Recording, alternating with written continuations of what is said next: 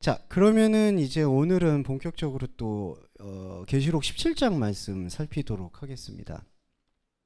계시록 17장은 이제 그 16장에서 이게 세 가지 재앙 중에 마지막 재앙이라고 할 수 있었던 일곱 대접을 쏟는 그 비전이 등장을 하고 난 다음에 나오고 있는 중심 메시지가 이제 우리가 조금 불편하게 들어왔었던 그 포르네스라는 음녀라는 이제 용법이 등장합니다. 그래서 이 음녀라는 주제가 계시록 17장의 전체적인 주제고요. 그 주제에 대해서 오늘은 말씀에 입각해서 좀 찾아보는 그런 시간이 될 것 같은데, 17장 1절에 이렇게 시작을 하죠. 일곱 대접 중 일곱 천사 중에 한 명이 앉아서. 자, 이 얘기가 어떤 의미를 함축하고 있냐 하면은 16장에서 첫째부터 여섯째부터 일곱째 천사들이 계속 지금 대접을 쏟고 있었거든요. 그 대접을 쏟고 있다라는 의미는 우리가 가지고 있었던 인간의 그 축이 흔들린다. 사람이 생각하고 있는 기준의 축이 엎어지고 하나님의 새로운 비전이 드러난다. 이제 이런 어떤 관계성을 설명하고 있는 부분에서 17장 1절에서 일곱 천사 중 한 명이라는 그 개념은 그 중에 한 명이라는 개념이 아니라 일곱 천사라고 알려져 있는 우리에게 온전히 말씀을 전달하는 그 전달의 그 총체, 죄송합니다. 총합체라고 생각하시면 될 것 같아요. 예, 무엇 중에 하나라는 기법이 바로 그거를 묘사하고 있습니다. 그러니까 16장에서 계속해서 대접을 쏟았던 여러 가지 에피소드, 사건들이, 이야기들이 지금 17장 1절에서 일곱 천사 중 한 명이라고 일컬어지는 그 천사가 대표해서 압축해서 보여준다는 거죠. 16장에서 말하고 있었던 그 이야기들이 17장에서 하나의 개념으로 이제 압축이 되는데, 그 압축이 되는 게 뭐냐면은 많은 물 위에 앉은 음녀라고 표현을 합니다. 근데 이 음녀라는 번역을 좀 우리가 묵상을 좀 깊이 해봐야 되는데, 첫 번째로 많은 물이라고 이제 등장하고 있는 거는 계시록의 지금의 흐름에서 이 물은 무엇을 뜻하느냐? 무언가를 생산하고 낳으려고 하는 우리의 기능들을 뜻하죠. 이 기능이라는 것은 어떤 산업적 기능을 얘기하는 게 아니라 인간이 갖고 있는 혼적인 움직임이라고 할 수가 있습니다. 그래서 우리가 가지고 있는 그 혼적인 움직임들이 우리 안에 인생을 상징하고 그 인생의 수많은 물들을 상징하고 있는 게 우리 인생이라고 말을 봤을 때, 지금 그 물 위에 누군가가 앉아 있느냐, 이 앉아 있다는 것도 그냥 앉아 있다는 동작이 아니라 차지하고 있다, 지배하고 있다라는 카다리오라는 단어에서 유래했거든요. 카데스. 그러니까 이 물들을 지배하고 있는 음료는 우리의 인생을 지배하고 있는 것인데, 그 인생을 지배하고 있는 음료가 어떤 의미를 띠고 있느냐. 첫 번째로 포르네스라는 단어는 이제 좀 불편한 단어지만 이 단어에서 유래한 단어가 포르노잖아요. 이게 뭐냐 하면은 우리가 추구하고 있는 생각으로 하나님의 말씀을 입증하려고 하는 욕망이 포르네스에 함축돼 있어요. 그러니까 여기서는 이 음행이라는 게 어떤 남녀간이라든지 어떤 섹슈얼리티라고 어떤 몸에 대한 어떤 음행을 얘기하는 거는 후차적인 문제고요. 이 헬라어에서 명법을 지향하고 있는 이 포르네스는 하나님의 말씀을 우리의 생각으로 입증하고 규명하려는 모든 시도를 뜻한다는 겁니다. 그러니까 여기서 큰 음녀라는 것은 결국 어떤 특정한 음녀가 존재해가지고 우리를 지배한다라는 얘기를 넘어서서 우리 안에서 우리의 인생 동안에 우리가 무언가의 생각과 우리의 노력으로 입증을 해서 하나님과의 관계를 맺으려고 했던 그 모든 관계성이 음녀라는 거죠. 근데 왜 거기서 여성 명사를 쓰느냐? 이거는 안타깝지만 남자와 여자의 문제가 아니라 모든 사람들은 하나님으로부터 뭔가를 수용하기 위한 가능성을 내포하고는 있는데 그 가능성이 오염되어 있는 상태를 음녀라고 표현을 하는 겁니다. 그러니까 이거는 물리적인 남자와 여자를 넘어서서 우리 안에서 현상적인 생각을 입증하려고 하는 욕망이 바로 여기에 담겨 있다는 거죠. 거기에 부연 설명이 메갈레스가 붙어요. 큰 음녀라고 하죠. 이 크다라는 것은 차원이 다름을 뜻하는 단어로 많이 쓰이고 있어요. 이 메가스라는 단어가. 그런데 과연 이 포르네스라는 음녀는 하나님의 차원에 도달할 수 있을까요? 도달할 수가 없어요. 그런데 자기가 가지고 있는 자기의 감각으로 하나님의 큰 세계를 경험하고자 하는 그러한 욕망이 바로 크다라는 것으로 나타나는 거예요. 그래서 우리가 여기서 묵상해야 될 포인트는 큰 음료라고 해서 양적으로 크거나 혹은 뭔가를 대표하거나 이런 의미의 크다라는 게 아니라 하나님의 차원을 자기가 욕망하고 지향하는데 결국에는 자기 생각 안에서 포르노, 입증하려고 하는데 혈안이 되어 있는 상태가 바로 큰 음료로 볼 수가 있다는 겁니다. 그러니까 많은 물 위에 앉아있는 이 큰 음료는 다른 존재를 언급하는 게 아니라 바로 우리 안에 있는 내재되어 있는 속성을 뜻한다는 거죠. 바로 이게 큰 음료입니다. 그렇기 때문에 큰 음료가 수행할 수 있는 종교적인 기능은 크리노스, 심판인 거예요. 지난 시간에 심판에 대해서 말씀을 드렸을 때 하나님은 심판의 어떤 영역에 속하지가 않아요. 그러니까 우리는 하나님과 심판을 받느냐 아니면 구원을 받느냐 이런 논지에 있는 게 아니라 그리스도인의 정체성은 하나님의 말씀 안에서 하나님과 하나가 되느냐 하나님과 하나가 되지 못하고 분리되어 채 방황하느냐 이 차이라는 것이죠. 심판이 아니에요. 그러니까 하나님은 크리노를 하는 존재가 아니거든요. 심판하는 존재가. 그런데 이 하나님이라는 존재와 생명을 우리의 생각으로 입증하려는 포르노에 사로잡혀 있는 우리의 큰 음녀됨은 계속해서 할 수 있는 기능이라는 게 심판이라는 거죠. 그러니까 자기 자신을 심판하는 거예요. 결국 나는 구원을 받고 당신은 저주를 받는다. 그러니까 당신이라는 그때의 당신은 어떤 나는 괜찮고 저 사람은 나쁘다. 근데 이게 화살이 자기한테 돌아올 때도 있죠. 그럼 내가 심판을 받을 수도 있는데 문제는 그러한 심판의 굴레 속에서 할 수 있는 종교적 기능이 심판밖에는 없는 겁니다. 그러니까 두 가지 양태밖에 없어요. 다른 종교나 다른 사람들이나 다른 사람들의 입장들을 판단하거나 틀리다고 말하거나 반대로 내가 구원 못 받을 거야 나는 구원 받아야 돼 라고 발버둥 치거나 이 두 가지 양태가 이 큰 음료가 할 수 있는 기능의 전부라는 것이죠. 이게 바로 17장 1절의 모습이었고 이게 16장에서 대접을 쏟았던 7 천사들에게서 함축되었던 모든 내용의 핵심이라는 겁니다. 그래서 이게 1장에서부터 이미 사실은 결론적인 지점들이 등장하고 있는데 여기서 세세하게 이제 해석되는 부분들이 이거예요. 땅의 임금들도 그로 더불어 음행한다. 이제 그녀를 더불어 음행하는 거죠. 이때 음행이라는 게 뭐냐? 여기서도 에포르메가 나와요. 이게 이제 에포르메라는 단어는 음행이라는 게 성관계를 뜻하는 것도 있겠지만은 자기가 가지고 있는 생각의 꼬리를 가지고 다른 생각의 머리를 묶는 행동을 뜻합니다. 그러니까 이게 뭐냐? 음녀가 우리의 인생을 깔고 앉았잖아요. 그래서 우리의 인생을 깔고 앉은 다음에 자기가 그 인생의 머리가 되는 것처럼 행세를 합니다. 그리고 그 머리가 되는 것처럼 행세를 하면은 나라는 존재는 하나가 아니라 다른 사람들과 타인들과 관계를 맺고 있잖아요. 이때 타인이라는 거는 타인의 생각일 수도 있고 사상일 수도 있고 조직일 수도 있어요.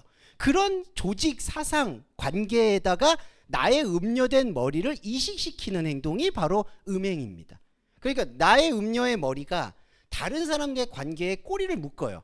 그러면 어떻게 되냐면 그때 꼬리가 묶였던 그 꼬리는 다시 머리가 돼서 또 다른 타인에게 그 사람이 머리 행세를 합니다. 그래서 이게 바로 무화과 나무 잎처럼 선악과의 그 고리처럼 계속 고리를 묶게 되는 과정으로 확산이 되는 거예요.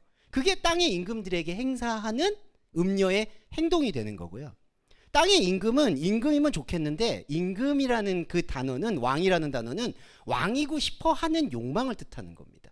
그러니까 왕한테 묵는다는 얘기가 아니라 우리 모두 현상적인 거에 사로잡혀 있다면은 왕이고 싶어 한다는 거예요. 왜냐하면 2000년도 당시에는 왕정체제니까 왕이라는 단어이겠죠. 그러면 2000년 이후에서는 왕은 무슨 개념일까요? 그냥 가장 단순하게 말하면 돈일 수 있고 명예일 수 있고 자기 욕망일 수 있고 자기 욕심일 수가 있죠. 그러니까 땅의 임금들은 그녀를 머리 삼아서 뒤섞기 시작하는 겁니다. 그게 음행이에요. 그리고 또 보시면은 그 음행의 포도주에 취한다라는 등장이 합니다. 음행의 포도주.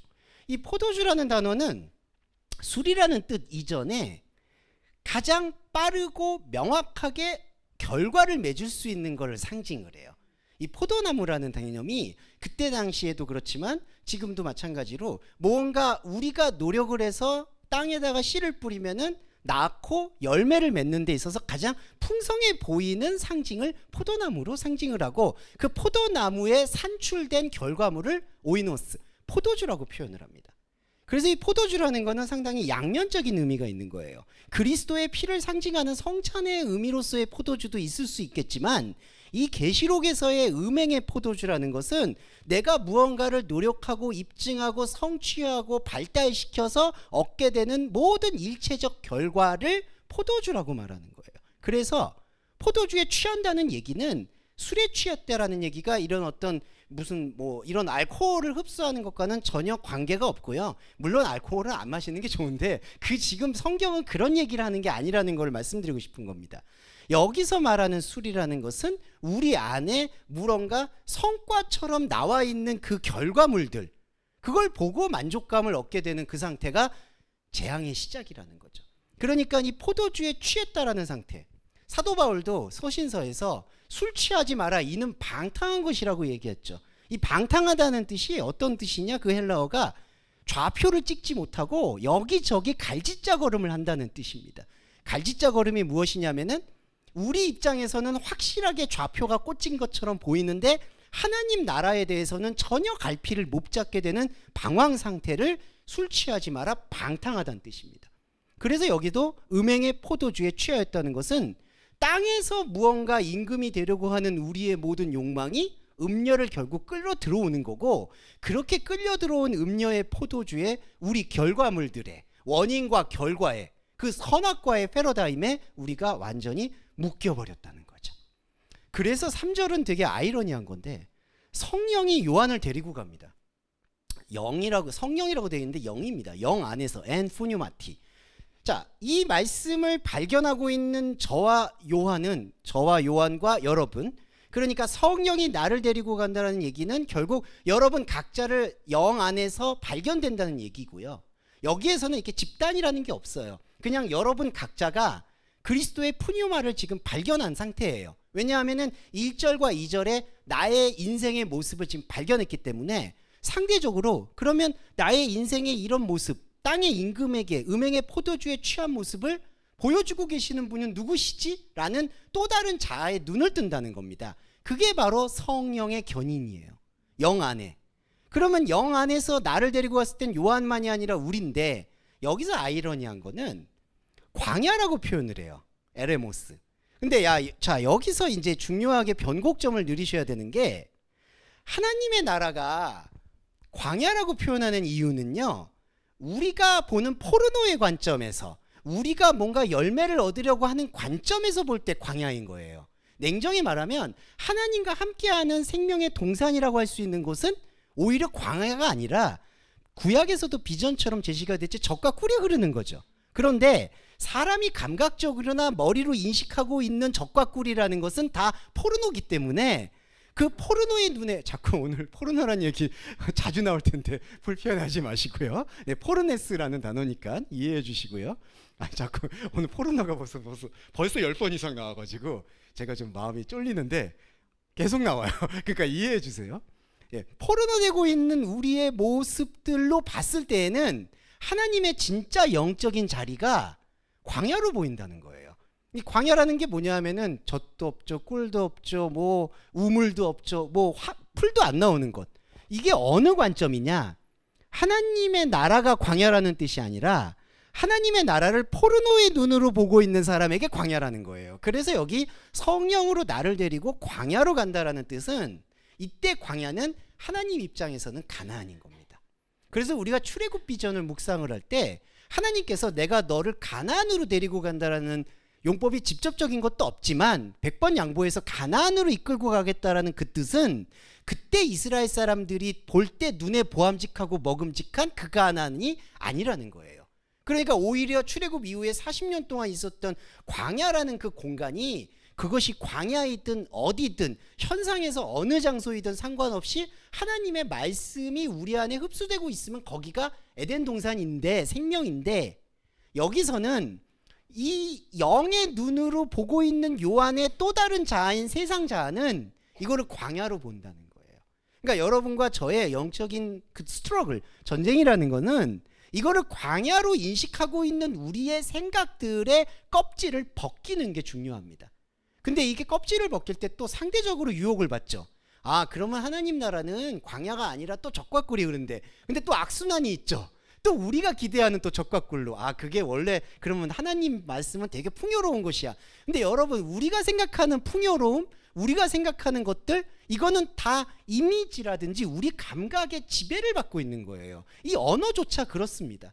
그러니까 모든 게 지뢰밭이에요. 거기서 뭔가를 자꾸 하나님을 구상을 하고 이미지를 가지려는 게 다 음행의 포도주에 취하는 상태가 된다는 거죠. 그러니까 바울이 저는 대단히 담대하다고 보는 게 그 모든 거에 취하지 말라고 하는 거예요.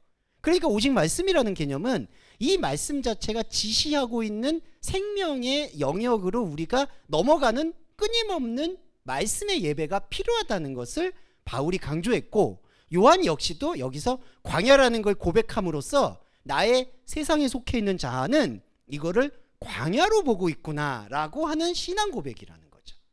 그게 저와 여러분의 신앙 고백도 함께 되어야 합니다. 자, 광야를 보게 되니까, 이제 나의 눈으로 광야를 보고 여러분의 눈으로 광야를 보게 되니까 여자가 지금 뭘 타냐 하면요, 짐승을 탑니다. 붉은빛 짐승을 타는데, 짐승의 몸에 참남한 이름들이 가득하고 7머리와 10풀이 있고, 이제 4절에 그 여자가 또 뭔가를 가득하게 치장을 합니다. 그런데 여기서 보시면 3절과 4절에서 짐승이라는 것과 이제 오해에 대한 지점들을 조금 설명을 드려볼게요. 본래 구약성경에서도 이 베헤마라는 단어가 등장하는데, 이제 헬라어로는 데리우스가 되고요, 히브리어는 베헤마의 개념입니다. 베헤마 계열이라고 할 수가 있는데, 이때 짐승이라는 것은 사실은 중립적인 용어예요. 그러니까 우리가 살고 있을 때 얻게 되는 여러 가지 어떤 현상에 그냥 있는 그대로의 재료들을 뜻하는 게 사실 히브리 어원을 추적을 해보면 베헤마의 식체입니다. 그러니까 쉽게 말하면 그냥 자연계, 아니면은 내가 그냥 얻고 얻는 직업, 관계, 이런 것들이죠. 그런데 여러분, 믿는 사람이든 믿지 않는 사람이든 그냥 중립적일 수 있는 우리의 인생의 어떤 도구와 인생의 움직임 속에 무엇이 더 쉬우냐면은 여자가 올라탄다는 얘기입니다. 이때 여자가 무엇이냐면 앞에서 말하는 음녀를 말하는 거예요. 그 포르노를 말하는 거예요. 그러니까 짐승은 그냥 짐승이에요. 그냥 있는 거예요. 그래서 우리의 영적 존재는 그 짐승이라고 말하는 것을 거기다가 어떤 참남한 이름이라든지 더러운 것이라든지 그런 것들을 부여할 필요가 없이 그걸 있는 그대로 받아들이는 과정 속에서 하나님의 영적 자리를 확장시키는 게 그리스도인의 말씀이 가르치는 유일한 비전이거든요. 그런데 이 포르노는 그거를 뒤바꿔서 하나님은 내가 갖고 있는 이 짐승의 세계에서 이 짐승을 그냥 내버려 두지 않고 이 짐승 안에서 뭔가 의미가 있어야 된다라고 다그친다는 거예요. 그래서 여러분 보시면 짐승 안에서 참남하고 블레스포마, 그리고 아카다리아, 더러운 게 나옵니다. 근데 선악의 패러다임에서 말씀을 드릴 때에는요, 더럽다라고 생각하는 것은 하나님의 원리가 아니에요. 하나님의 원리 속에서는 더럽다 깨끗하다의 문제가 아니라 생명과 생명 안에 있냐 밖에 있냐의 문제였던 것이죠. 그런데 여기서 짐승에게 자꾸 올라탄 여자는 짐승에게 역할을 부여해서 너는 더러워, 너는 세속적이야, 너는 소돔과 고모라야. 그러니까 우리 기독교는, 우리 종교는 무언가 이 더러운 것에서 벗어나야 돼라고 얘기를 하면서 무언가 엄청난 것이 숨어져 있는 것처럼 우리를 미혹한다는 거예요. 하나님의 말씀을 영에 집중하지 못하게 하고 현상적으로 입증하게 만드는 걸 통해서 자꾸 무언가를 생산시킨다는 겁니다. 그게 바로 포르노예요. 그러니까 자꾸 뭔가 이 외부적으로도 마귀 사탄이 들어오고 나를 괴롭히고 우리 집안을 나쁘게 하고, 이게 완전한 샤머니즘입니다. 그러니까 인간 안에는 이 온전한 샤머니즘이 내재되어 있는데 하나님의 말씀이 그걸 유일하게 탈피하라고 주셨는데 이게 또 포르노가 그거를 더 세련되게 만든 거예요. 그러니까 고등 샤머니즘이에요. 그러니까 여기서 이 여자가 올라타고 난 다음에 이 짐승한테, 죄송한 말인데 짐승은 그냥 가만히 있는데 여기다 짐승한테 북치고 장구치고 하는 거예요. 너 참남해, 너 더러워, 나는 깨끗해. 뭐가 깨끗해요? 깨끗한 자체가 없잖아요. 지금 깨끗하다고 얘기하는 그 희망 고문만 있는 거예요. 자, 이 상태가 왜 심각하냐 하면은 5절에 이게 등장합니다. 미스테리온, 비밀이라, 큰 바벨론이라, 땅의 음녀들과 가증한 것들의 엄이라 하였다.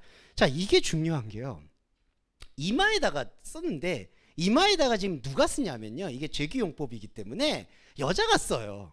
그러니까 그 이마에 이름이 기록되었다라고 돼 있는데 이 이마에다가 스스로 자기가 새기고 자기의 결의를 밝히는 행동입니다.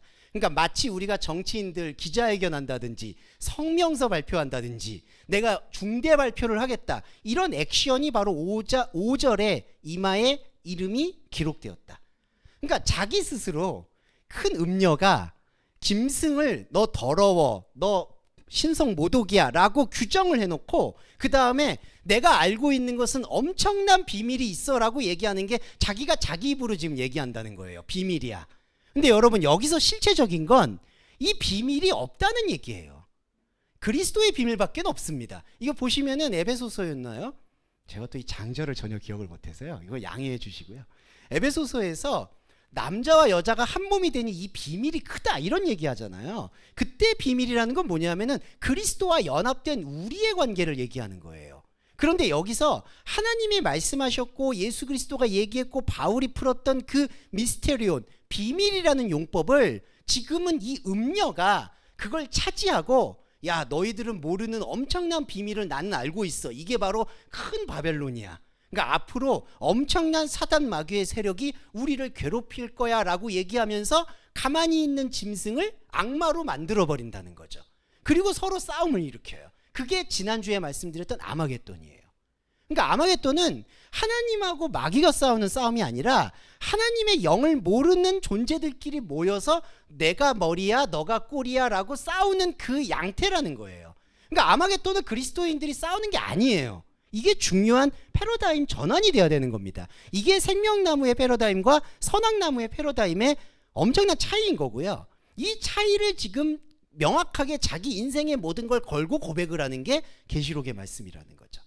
자, 그래서 이 비밀이라는 것을 우리가 이게 조금 잘못 듣게 되면 이 음녀한테 엄청난 비밀이 있는 것처럼 부여받은 것처럼 보이는데 그게 아니라 이것은 여자가 스스로 자기를 일으켜서 내가 짐승의 저 엄청난 음모를 알았다, 저 짐승은 알고 보니까 상당히 참남한 것이었다, 이런 식으로 자기가 자기를 꾸미고 있는 자기 화장이라는 겁니다.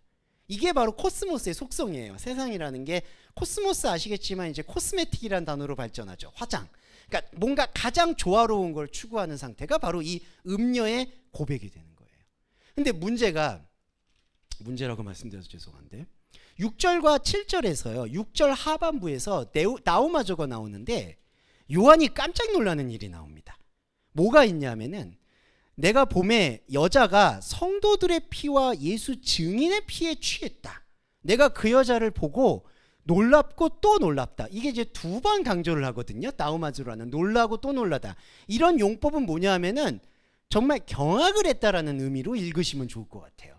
그러니까 요한이 왜 경악을 했는지가 중요한 건데, 여기서 중요한 거는 음녀가 정말 성도와 구별된 사람과 예수를 정말 증인으로 고백하고 있는 사람들의 피까지 먹어서 취해서 변질되었구나 라는 거에 대해서 놀랍다는 게 아니라, 중요한 거는 이때 놀랐다는 나우마저도 재규용법이기 때문에 요한이 고백을 하는 거예요. 내가 지금까지 하고 있는 방식이 음녀의 방식과 동일했다라는 것을 고백하는 내적 고백이라는 거예요. 이게 놀랐다는 게 너무 놀란 거죠, 자기 자신도. 그리고 저와 여러분도 사실은 이게 말씀에서 저희가 이 흐름 속에서 설명을 들으니까 공감을 해주실 수 있겠지만은 이거는 내 어떤 신앙의 인생 전부를 걸고 보게 되는 거울이기 때문에 깜짝 놀라지 않을 수가 없는 겁니다. 그러니까 내가 지금까지 추구하고 있었던 나의 인생 혹은 나의 신앙에서의 모든 흐름들이 성도와 예수 증인이라고 믿고 있었는데,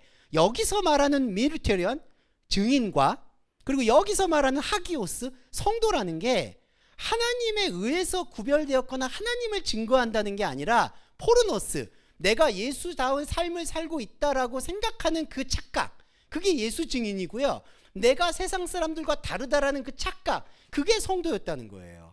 성도와 예수 증인의 피에 음녀가 취할 수 있는 유일한 방편은 성도와 예수 증인을 우리가 포르노로 생각하고 있기 때문에 취한다는 겁니다. 완전히 취해버린 거예요. 그러니까 요한이 지금 깜짝 놀라는 거예요. 그랬더니 천사가 한술 더 떠서 이게 왜 놀랄 일이냐, 바로 이게 너의 모습이다라고 우리를 아프게 찌른다는 거죠. 그러니까 저와 여러분도 이게 감정적으로 뭐 힘들다 좋다 이걸 넘어서서 내가 가지고 있는 내가 입증하려는 모든 욕망의 가능성 안에는 이 포르노가 내재되어 있다는 것을 고백해야만 합니다. 그래서 이제 또 우려가 어떤 분들은 그러니까 그럼 인생이 막 허무한 거 아니냐, 아무것도 추구할 게 아니냐, 이거가 좀 별개 문제예요. 아까 짐승에 대한 논리를 말씀드리면 배 말하는 것은 우리의 인생이거든요. 그러니까 우리의 인생은 인생대로 흘러가는 거예요. 창세기 1장과 2장의 논리를 보시면 하나님의 말씀에 양식을 먹는 영적 자아가 있고요, 삶을 3대로 살아가는 혼적 자아가 있어요. 그러니까 혼적 자아는 그냥 혼적 자아 그대로 내버려 두는 거예요. 그리고 우리가 가지고 있는 생명의 양심과 영적 자아에 확장되어 있는 그 생명력을 인해서 그 혼적 자아의 세계를 이제 새롭게 재편하는 것, 그거는 계속해서 말씀드릴 수 있는 새로운 윤리예요, 그게. 그런데 중요한 것은 그런 영적인 자아의 확장에는 말씀을 할애하지 않고, 그러니까 말씀을 볼 때 그 영적 자아에 대한 얘기라는 것으로 귀 기울 관심과 여지와 그런 것들은 다 귀를 닫아 놓고, 내가 가지고 있는 나의 눈에 보이는 이미지, 나에 보이는 감각, 나에 보이는 희노애락, 혹은 내가 생각하는 종교적 체험, 이런 것들을 다 끌고 와가지고 그걸 입증하는데 혈안이 돼버리니까, 그게 임계점에 다다랐을 때 바울은 다메섹 도상에서 눈이 멀어버린 거고요, 그게 임계점에 다다랐을 때 지금 요한이 놀란 거예요. 이 놀랐다는 게 그냥 자지러진 겁니다. 근데 천사가 위로도 안 해요. 이게 되게 가혹해요. 천사가 옆에서 뭐라고 하면은 이게 조롱입니다. 조소, 비웃음입니다. 왜 비여기냐, 이거 너의 모습이다, 이게 저와 여러분의 모습인 거예요. 그래서 우리가 이거를 허무하다, 괴롭다라고만 받아들이시지 말고, 이게 이제는 우리로 하여금 새로운 복음으로 우리를 이끌어 줄 수 있도록 만들어 주는 거구나 라고 생각을 하셔야 되고요. 40분인데 조금 더 이어가겠습니다. 8절이 이제 8절과 7절 후반부에서 이 연결고리가 있는데, 내가 여자와 그의 탄 7머리와 10뿔, 이건 이제 케팔로스 머리, 그 다음에 케라타, 이거 모두 이런 임금이라는 그 왕의 욕망을 상징하고 있고요, 7머리와 10뿔 가진 짐승의 비밀을 이룰 것이다. 자, 이렇게 얘기하고 있어요.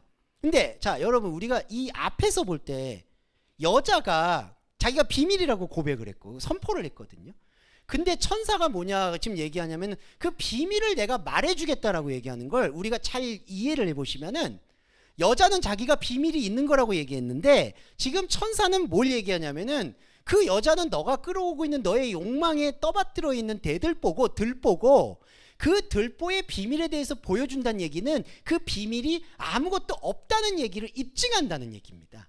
그러니까 비밀이 없다는 걸 입증한다는 얘기를, 그 비밀을 너한테 에로타이 보여줄 것이다 라는 의미로 함축이 됐다는 거죠. 왜 그러냐면 8절에 너가 지금 보고 있는 짐승은 전에는 있었으나 현재 없고 장차 무적행으로부터 올라와 멸망으로 들어간다 라고 되어 있어요.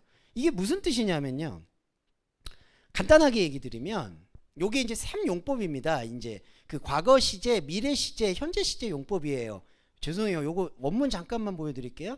호 에이도스 앤 카이 우크 에스틴, 그 다음에 카이 멜레이, 요 세 가지 용법이에요. 이 용법의 기능이 뭐냐면은 현재가 빠져 있고 과거와 미래만 있다는 걸 강조하는 겁니다. 그러니까 너가 지금 보고 있는 짐승은, 자, 요한이 보고 있는 짐승은 음녀한테 연루되어 있는 짐승이에요. 음녀한테 연루되어 있는 짐승에게는 호에스틴, 우코에스틴, 현재가 없다는 얘기예요. 현재가 뭘까요? 이때 현재는요, 크로노스의 시간을 얘기하는 게 아니라 하나님과 만나는 그 접점의 시간, 예배하는 시간, 영원한 현재라고 표현을 하죠. 하나님의 시간 속에서는 시작도 없다, 끝도 없다. 그게 영원한 현재예요. 그게 없다는 거예요. 그러니까 너가 보고 있는 짐승은 현재는 빠져 있고 과거와 미래만 있다는 얘기입니다. 근데 이 과거와 미래라는 게 바로 인간이 하나님을 받아들이지 못할 때 나타나는 대표적인 크로노스적인 시간이에요. 그러니까 우리 인간은 마치 현재를 잘 살아가자, 현재를 잘 살아가자 얘기하지만, 그리스도를 만나지 못하면 단언컨대 현재라는 게 존재하지가 않아요. 항상 과거의 잘못으로 미래를 대비하고, 그러면 그 미래를 대비해서 또 미래가 과거가 되고, 그러니까 미래는 과거를 잡아먹고 과거는 미래한테 채근하고. 그러니까 인생은요 정말 서글프기 이를 데 없는 게 현재 나의 주목하는 것은 오간데 없고 과거에 내가 어떤 직업을 가졌고 어떤 위치에 있었고 어떤 밥벌이를 했고 다른 사람들이 나를 어떻게 평가했고, 그러니까 죄다 어떤 외부적인 것으로 다 에워싸여서 과거에 종속되어 가지고 미래를 대비하다가 인생이 종치는 겁니다. 그러니까 우리가 보고 있는 짐승과 그 음행의 여자는 뭘까요? 우리의 의미를 영원한 하나님의 말씀에 두지 않고 자꾸 과거와 미래 안에서 거기서조차 천국을 만들어버린 거예요. 그러니까 그 천국이 없는 거예요. 그러니까 우리가 생각하는 크로노스의 천국은 없어요. 오직 하나님과 만나는 지금 이 순간, 여기서도 이 현재 말하는 게 아니라 하나님의 말씀과 접점을 일으키는 생명의 순간만이 하나님의 영원한 나라인 거예요. 하나님의 나라는 여기 있다 저기 있다 말하라 너희 안에 있다라는 게 바로 그 의미죠. 불교가 말하는 마음심상과는 아예 상관이 없고요. 그러니까 여기서 현재 없다는 거는 지금 이 짐승이, 요한이 보고 있는 짐승이 음녀에 연루되어 있다는 거죠. 음녀에 연루되어 있으면요 우리의 종교적인 상상력은 늘 이렇게 가는 거예요. 내 안에 있는 음녀가 꼭 아마겟돈 전쟁을 일으켜서 무저갱에서 올라와서 우리를 아폴라스 멸망으로 이끌 것이다. 이게 우리가 가지고 있게 되는 종교적인 자아에 집착이 되는 겁니다.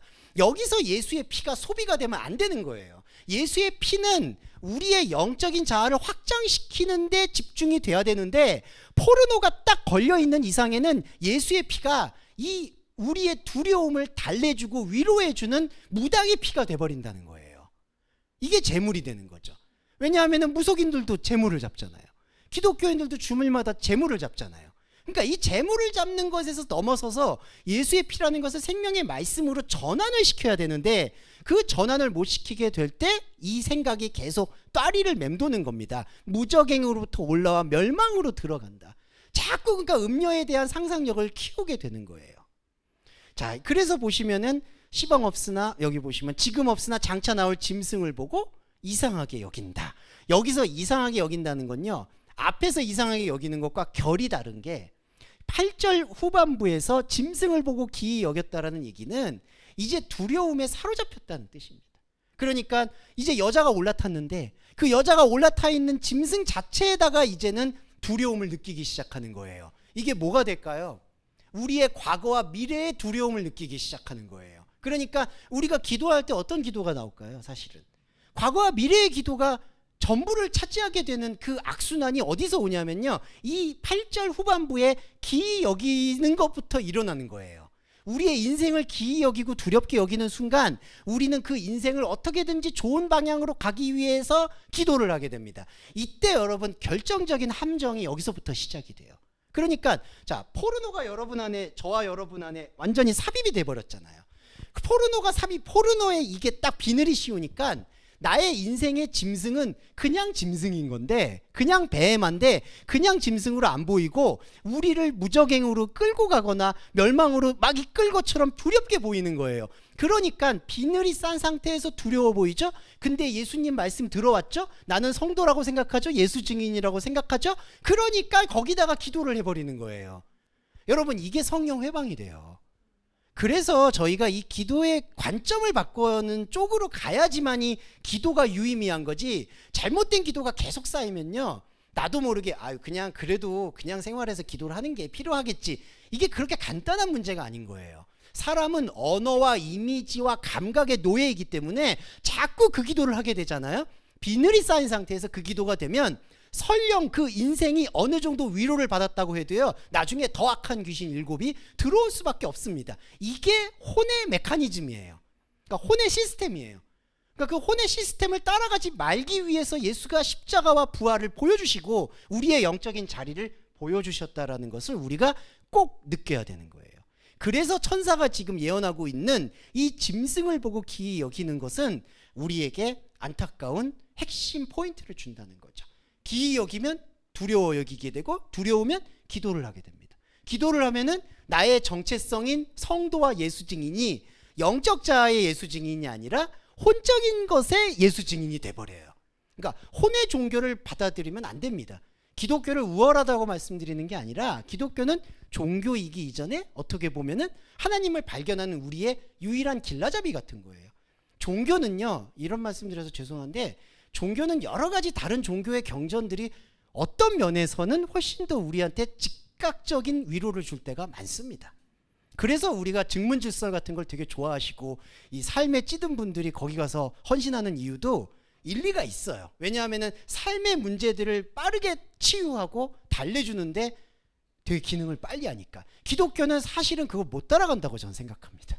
기독교는 그런 방면으로 말씀을 소비해서는 안 된다는 걸 오히려 강하게 보여주는 기독교 종교 신앙, 이렇게 이해를 해주시면 좋을 것 같네요. 네, 지금 48분이라 잠깐 쉬었다가 다시 돌아오겠습니다. 고생하셨습니다. 자, 두 번째 얘기 이제 시작을 해볼게요. 10절에서부터 이제 일곱 왕이다, 이제 이런 표현을 합니다. 그 짐승에 대한 표현들을 이제 집중하고 있는데요. 다섯은 망하고 하나는 있고 하나는 이르지 아니하였으나 이르면 반드시 잠깐 동안 계속하리라 라고 하는데, 자, 다섯은 무너지고 하나는 남고 하나는 이르지 않았다, 이 의미는 크게 부여하실 필요가 없고요. 어떤 의미가 담겼냐 하면은 일곱 왕이라는 게 일곱이라는 숫자를 차지한 상태를 뜻합니다. 일곱이라는 숫자가 뭐냐면은 완전수고 하나님의 수를 상징하거든요. 그러니까 하나님의 시간과 하나님의 숨을 차지하려고 하는 그러한 욕망의 발버둥을 다섯은 무너지고 하나는 취하고 하나는 이르지 않고, 이제 이렇게 묘사를 한 거예요. 그렇게 표현을 해주셔서 여기 보시면은 반드시 잠깐 동안 머물 것이다 라는 단어가 나옵니다. 올리고스 아우톤 데이 메나이, 반드시 잠깐 동안 머문다. 이 잠깐이라는 시간이 뭐냐면 이런 어떤 찰나의 시간을 뜻하는 게 아니라 올리고스, 아예 보이지 않는 하나님의 시간을 보이는 것처럼 만들려는 그 욕망을 다르게 표현하는 거예요. 그러니까 그 천년왕국 때도 이제 좀 이따 나오겠지만 몇 주 후에 반드시 잠깐 노일이라 이런 한글 번역이 있거든요.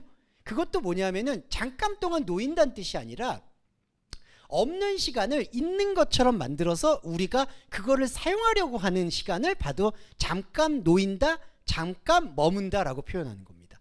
그러니까 이거는 크로노스, 그러니까 인간의 시간으로 잠깐 머문다 이런 얘기가 아니라 없는 시간이에요. 그러니까 하나님의 시간이 이들이 없거든요. 그런데 그것이 아까도 음녀가 비밀이 뭔가 있는 것처럼 얘기하듯이 이 시간이 있는 것처럼 행사를 한다는 게 바로 반드시 잠깐 동안 머물 것이다 라는 의미로 이해해 주시면 되겠습니다. 그리고 또 강조하죠. 11절에 전에 있었다가 현재 없는 짐승은 여덟 번째 왕이다. 근데 일곱에 속했다.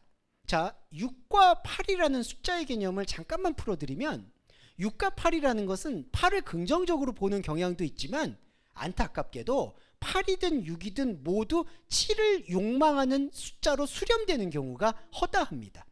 그러니까 여기서 여덟 번째 왕이라는 뜻은 일곱에 계속 편입되려고 하는 또 다른 광기라는 거예요. 이게 광난입니다. 광난 거의. 예, 6이라는 건요, 못 미천 그 결핍감을 뜻하고요. 8이라는 건요, 채우고 채워도 계속 채우려고 하는 것을 의미하고 있는 거예요. 이 모든 게 7이라는 숫자라는 하나님의 완전함을 완벽히 오해할 때 나타나는 현상입니다. 그러니까 냉정히 말씀드려서 7이라는 숫자를 온전히 복음으로 이해를 한다면은 6이든 8이든 문제될 게 없어요.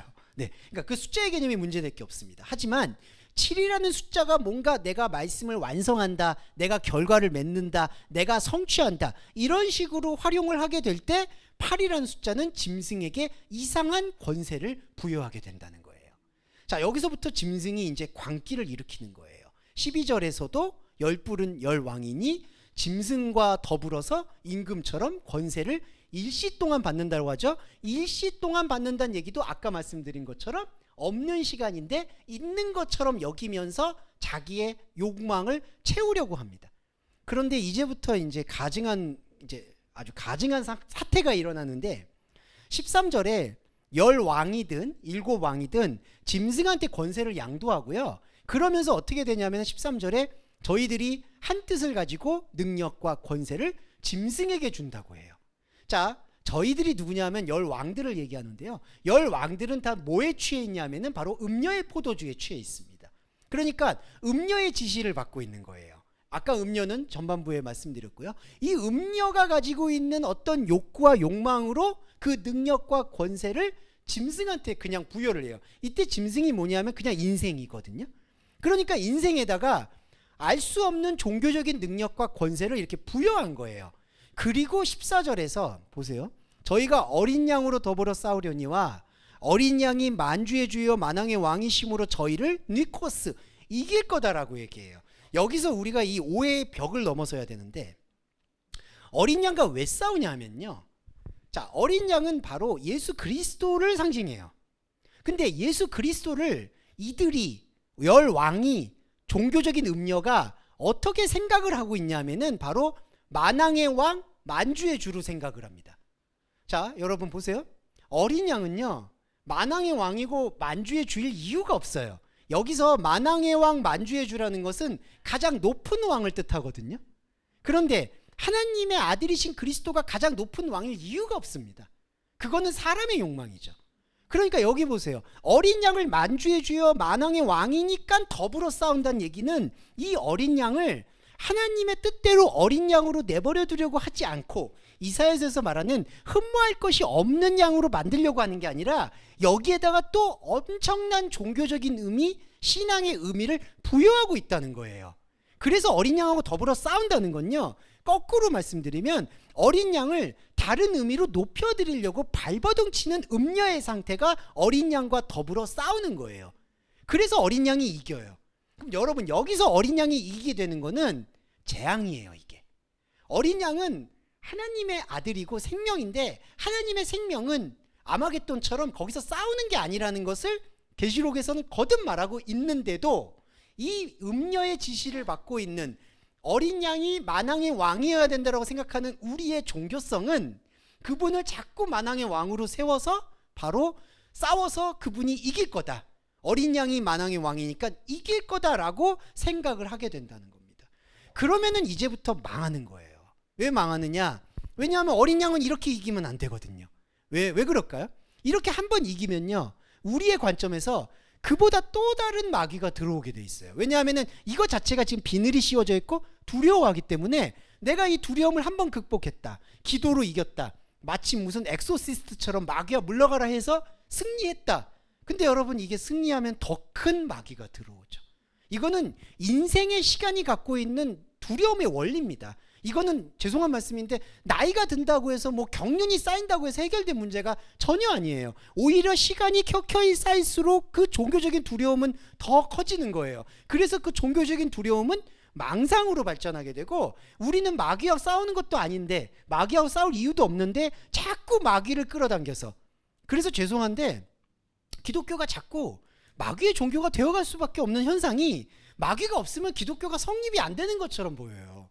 여러분 그렇잖아요. 항상 도처에 무슨 사단 마귀가 깔려 있고 소돔과 고모라고 뭐 이렇게 다 망하는 것 같고, 그런 것들을 자꾸 조장하게 되는 게 바로 어린 양이 이긴다라는 희망의 잘못된 착각이라는 거예요. 그래서 여기 보시면은 15절에서 너가 본 바 음녀에 앉은 물은 백성 무리 열국 방언. 자, 음녀가 깔고 앉은 게 우리의 인생인데, 그 인생에서의 모든 희노애락을 음녀가 지배를 합니다. 그리고 이제 마지막 이제 하이라이트를 조금 말씀드리고 마무리할게요. 하이라이트는 뭐냐면요, 이게 참 서글픈 건데, 처음에는 음녀가 짐승을 깔고 앉았어요. 그래서 이 음녀의 포르노의 종교적인 욕망이 인생을 좌지우지한다고 믿었어요. 근데 여러분, 이 말씀을 보시면 16절에 이 열불과 짐승이 음녀를 미워하여 망하게 하고 벌거벗게 하고 불로 아주 태운다라고 되어 있습니다.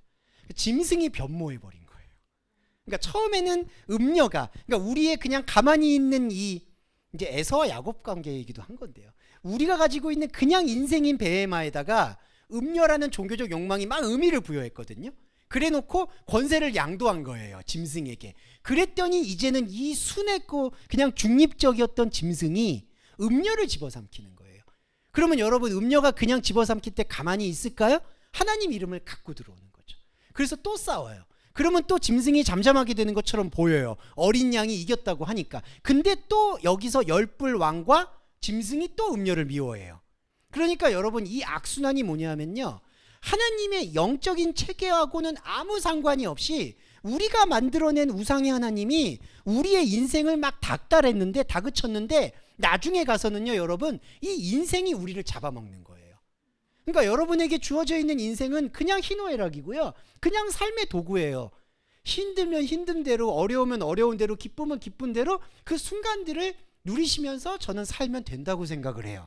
그게 오히려 힘들 수 있죠. 하지만 우리가 그리스도인이 참 안타까운 부분은 그렇게 우리한테 그냥 주어져 있는 인생에다가 스스로 막 다그치를 한 거예요. 사실은 담금질을 거기다 예배하고 성금 드리고 거기다 의미 부여하고 나의 인생을 통해서 하나님께 영광을 돌리겠다라고 약속하고 서원하고 맹세하고 정말 죄송한데 정말 그 구판을 벌인 거예요 이게. 예, 제가 할 말을 지금 지사님께서 대신해 주셨습니다. 우리 예배 끝나고 그 말을 좀 이렇게 상기시키시면 좋을 것 같아요. 이게 설교 중에 할 말이 아니니까 제가 아꼈는데 정말 이게 말도 안 되는 일을 벌인 거예요. 그러니까 여러분 인생이 오히려 나중에 여러분을 잡아먹는 거예요. 예, 이게 너무 끔찍합니다. 짐승은요 가만히 있었거든요. 이렇게 얘기하면 좀 허무하지만 짐승은 그냥 열국과 백성과 방언이에요. 그냥 열심히 살았어요. 열심히 산 죄밖에 없어. 근데 이놈의 음녀가 거기다가 막 과도한 너 이렇게 살면 안 돼. 지금 큰 비밀이 담겨 있어. 마귀가 널 죽일 거야. 정신 차려. 이렇게 해가지고 정신 차려서 머리가 커지니까 이 짐승이 음녀를 잡아먹으려고 하는 거예요. 그러면요 음녀를 잡아먹은 짐승이 어떻게 될까요? 이 짐승이 음녀가 또 되는 겁니다. 그러면 이 짐승은 또 다른 짐승을 찾겠죠. 그러니까요 이런 방식으로 하게 되면요 죄송한 말인데 전도를 절대로 하시면 안 돼요. 이 상태에서는.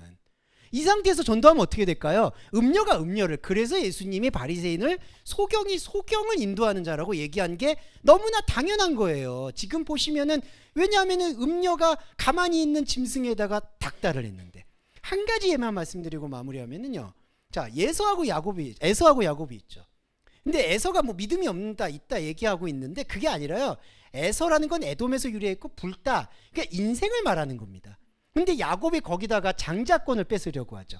그 장자권에 대한 욕망은 야곱이 갖고 있는 종교성인 거예요. 에서는 아무 생각이 없어요. 그냥 사냥하고 그냥 와서 먹고 자고 이게 나쁜 게 아니에요. 그냥 삶의 패턴이에요. 근데 야곱이 거기다가 과도한 의미를 부여해가지고 스스로 또 두려워해요. 그리고 여러분 결정적인 거는 라반의 집에서 고생하고 돌아가려고 하잖아요. 근데 돌아가려고 하는데 형이 나를 죽일 거라고 생각을 하면서 스스로 또 북치고 장구치고 하다가 거기서 뭐가 나오죠? 환상이 나와버려요. 그래서 환도뼈도 부러뜨려 버려요. 그래서 너가 하나님의 사람을 뭐 이기었다. 이게 이기긴 뭐가 이겨요. 그냥 야곱이 갖고 있는 자기 생각인 거예요. 실제로 돌아와 보니까 그냥 에서는 반가워서 생각도 안 한 거예요. 에서는 그냥 그 삶을 살았던 거예요. 이게 야곱과 에서의 텍스트에서도 볼 수 있듯이 음녀와 짐승의 관계도 짐승을 제가 옹호할 생각은 전혀 아니에요. 왜냐하면은 이 짐승의 관계는 그대로 살게 되면은 또 우리의 영이 깨어나지 못하거든요. 그러니까 영적 자아를 깨우치고 짐승을 그대로 병행하는 생명의 병행태가 되어야 되는데 문제는 이 포르노가 여기에 개입이 돼서 하나님의 자녀라면 하나님의 말씀을 가진 자라면 하나님의 이긴 자라면 마귀를 때려잡을 수 있어야 되고 내 안에 뭔가 하나님의 영광을 돌리기 위해서 선한 영향력을 행사하기 위해서 뭔가를 행사하려고 하는 그러한 작태가 짐승을 건드린다는 거예요. 그러면 여러분 죄송한 말인데 이렇게 되면은 우리가 그리스도인이라고 얘기했던 그 삶은 망한 거예요. 네. 제가 과격하게 말씀드릴 수 있겠지만 계시록이 그거를 얘기하는 겁니다. 그건 멸망이에요.